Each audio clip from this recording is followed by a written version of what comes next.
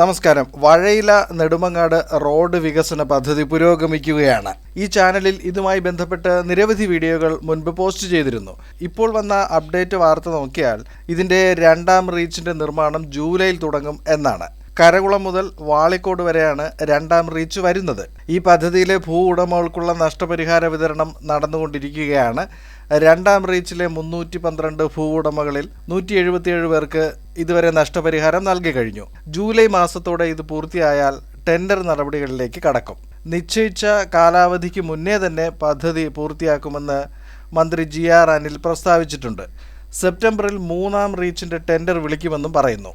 2026 തന്നെ വഴയില നെടുമങ്ങാട് റോഡ് വികസനം പൂർത്തിയാക്കുമെന്നാണ് അധികൃതർ പറയുന്നത്. കരകുളം ഭാഗത്തെ പാലം നിർമ്മാണം പുരോഗമിക്കുകയാണ്. പില്ലറുകളുടെ പണി അവസാന ഘട്ടത്തിലേക്ക് അടുക്കുന്നുണ്ട്.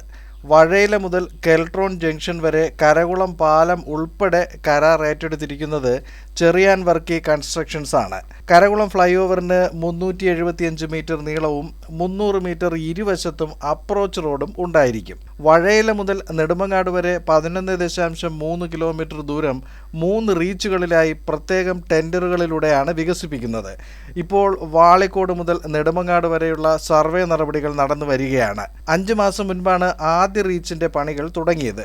വഴയില മുതൽ പഴകുറ്റി വരെയും പഴകുറ്റി പെട്രോൾ പമ്പ് ജംഗ്ഷൻ മുതൽ നെടുമങ്ങാട് 11-ാം കല്ല് വരെയും പദ്ധതിയിൽ ഉൾപ്പെടുന്നുണ്ട്.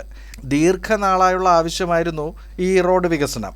തമിഴ്നാട് തിരുനെൽവേലി വരെയുള്ള കണക്ടിവിറ്റിക്ക് ഈ റോഡ് വികസനം കൂടുതൽ ഊന്നൽ നൽകുകയാണ്. തലസ്ഥാനത്തിലെ നിരവധി റോഡ് വികസനങ്ങൾ, മേൽപ്പാലങ്ങൾ എന്നിവയുടെ വാർത്തകൾ അപ്ഡേറ്റുകളായി പതിവായി ഈ ചാനലിൽ പോസ്റ്റ് ചെയ്തു വരികയാണ്. പലതും പല തടസ്സങ്ങളും മെല്ലെപ്പോക്കും കാരണം നിശ്ചയിച്ച സമയത്ത് പൂർത്തിയാക്കുന്നതിന് കാലതാമസം ഉണ്ടാകാറുണ്ട്.